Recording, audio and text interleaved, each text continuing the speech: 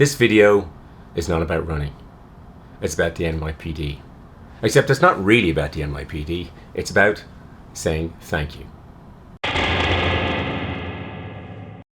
first came to New York when I was about 12 years old, maybe 1975, on a summer vacation. We were living in Jamaica and we came on our way back. I came with my parents and we went up that building over there, the Empire State Building, and it was a wonderful trip. I think we went to the Guggenheim and yeah, it was great. It was a big city. I mean, it was really exciting.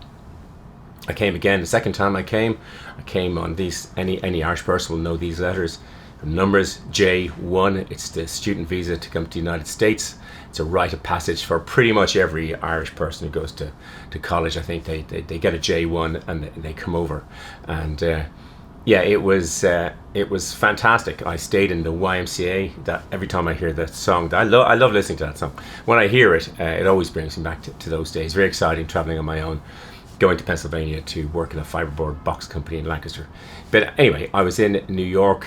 And I remember we were told, the one thing I can't remember much from induction, except we were told that if an American offers you a cup of tea, there are only two acceptable answers. If you want a cup of tea, you answer yes. And if you don't want a cup of tea, you answer no. You don't do what everybody does in Ireland, which is the automatic answer is no. The other person says, go on, and you say no, and then they say sure, you'll have one, and then you say yes. That's kind of the Irish way.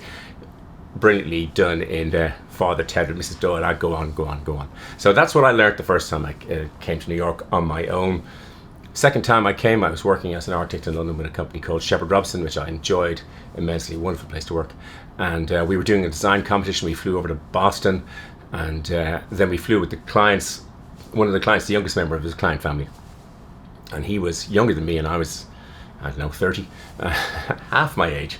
And we flew down to New York. He was great company, but I was to show him around. And I remember getting in a cab and getting out of the cab at the World Trade Center and standing with him, looking up at these two huge buildings, getting back in the cab and going down to Pier 17. And it was a great trip.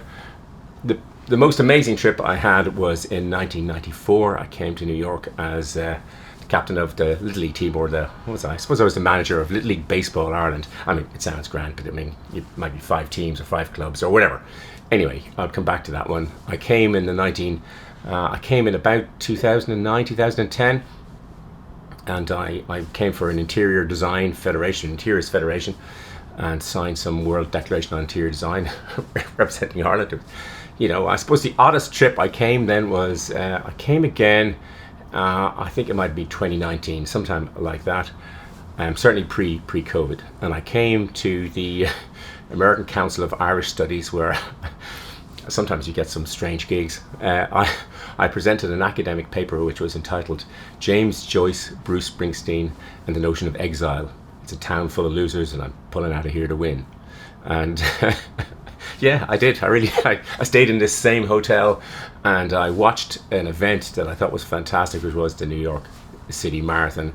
And that set me on a journey of re-engaging with running, I suppose. I'd re-engaged to an extent, but really re-engaging, letting obsession run wild. So I did that, but and it was fantastic. It was really fantastic. And yeah, but if we go back to 1994, I had the trip of my life. We came with, I think there was, I don't know how many kids we had, or they were between 10 and 14 age, kind of the age I was when my parents brought me to New York, and I was the manager, and then I came with my friend John and his wife from Dublin, and Gary, who was from here, and his wife, and we looked after the kids, and we played all around New York, and we went up to Cooperstown, and it was just fantastic. But it turned out that my friend John was a motorcycle cop in Dublin, and came over, and we were staying with some people. Now I'm not going to give any names in this, so we're staying with some people, and it was great. And one of them was a cop,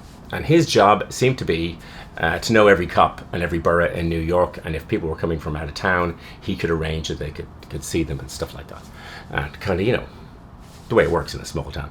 And so we were so anyway, John, being a motorcycle cop from Ireland, or guard as we would call him, so John says, oh look, I'd love to ride a Harley Davidson. So it's arranged that John is going to ride a Harley Davidson, a proper New York City cop, NYPD Harley Davidson. And John says to me, listen, you're handy with the old camera.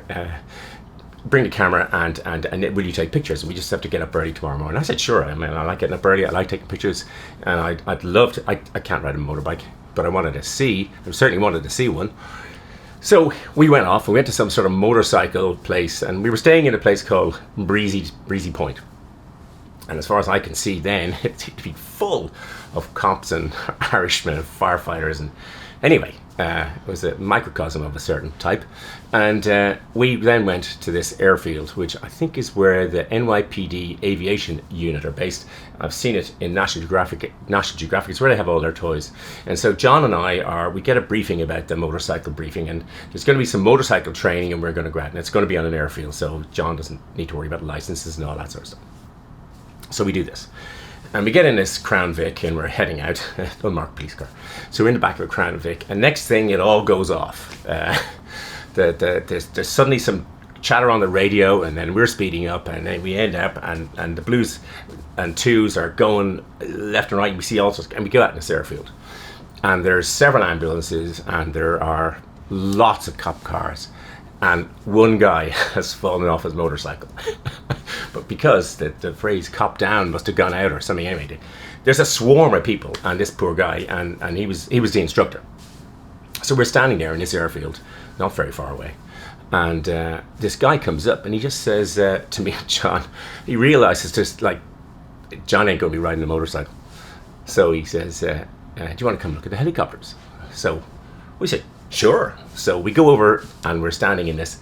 I've seen it in the National Geographic magazine, in this toy shop of all sorts of sort of mini submarines, all sorts of strange vehicles, which I adore. I mean, I could be, Anyway, we're standing here looking at these various, I'd call them toys, but serious pieces of equipment. And this guy comes over and he says, okay, we can take two. Next thing, we're walking towards an NYPD helicopter. If you saw my video review of the New York City Marathon, you'll have seen a NYPD chopper gun over. There's one over there now, actually. But anyway, we were next thing we're in the back of this chopper, and I think there were no windows. I think the windows were open, but I can't really remember. But we put on headphones. We couldn't really hear very much. It was very noisy. I'm pretty sure the windows were open. Anyway, we're in the back of this chopper and we take off. And I'm thinking to myself, we'll probably just go around. It was a misty morning. I'm thinking we should probably just go around. We'll go around the airfield and then we'll get out, and it'll be fantastic. And then we headed off and we left the airfield, and I thought, hang on, and we couldn't quite hear, but I thought, hang on, we're heading towards Manhattan. And then, out of the mist, I can see, the mist is clearing because it's morning, and I can see, straight ahead, I can see the Statue of Liberty. And, and we fly around the Statue of Liberty, and then it turned out, now I will point out, this was a long time before 9/11. So they fly around the Statue of Liberty, and then I could hear one sort of say, and again, I couldn't hear the radio very well, they're going, oh, he's got a camera too, so they went around the other way so we could both get shots. I don't know what's happened to any shots, because it's before I stored stuff properly. Anyway, we fly around that, and then we go up Manhattan out there, and you're passing the Chrysler building, and it's like, you're right there. We had to look at the Brooklyn Bridge.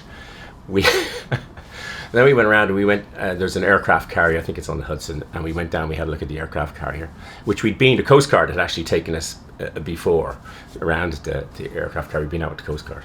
And anyway, then we headed off, and they said, I could hear them saying we were going to Coney Island, and I'd always heard of the mythical Coney Island, but we went there for real in the helicopter.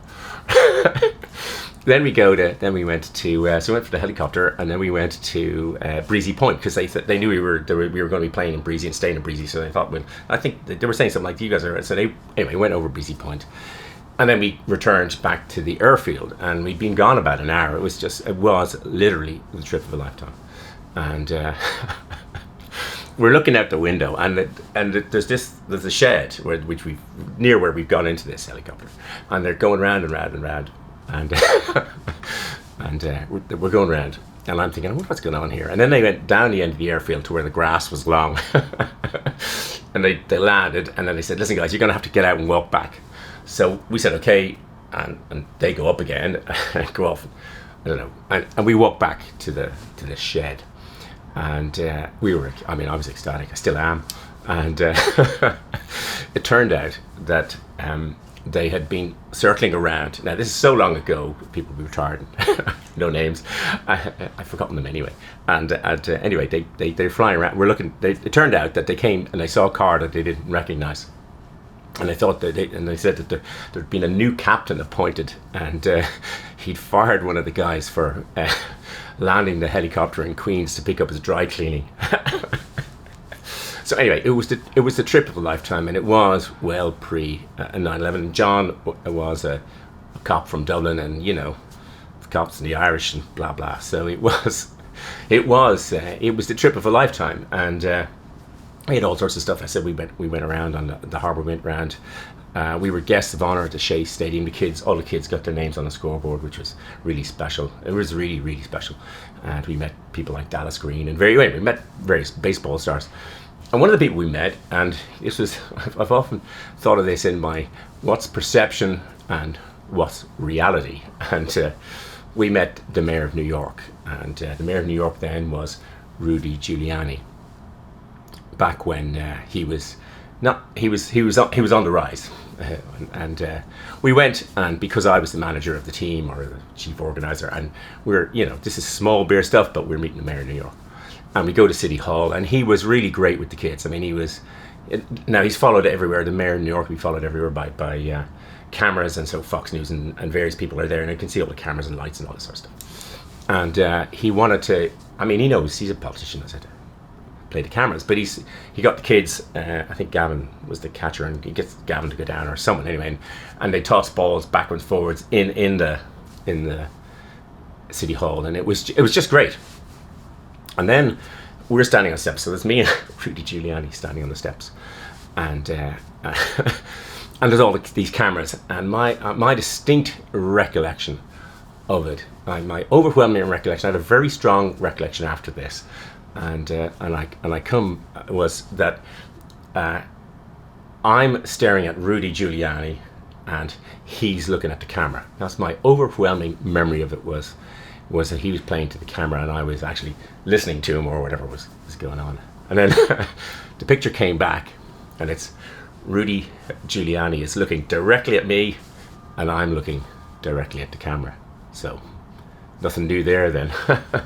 But perception versus reality. But it was such a wonderful trip. I've never had a bad time in New York. People have been incredibly friendly. Everybody helped after every marathon. It's unbelievable the number of people who are just helping, and tiny little acts of kindness when you're not feeling great. Someone gives you it's probably their lunch, and that was kind of nice. And people are just, everyone was friendly. Everybody was, you're walking down the street, you're wearing your medal, the lovely shiny hard-earned medal. Oh, let's stick it on. You're wearing that, and people are so nice. And every time I've ever been here to New York, I've just loved every second of it. So thanks for watching.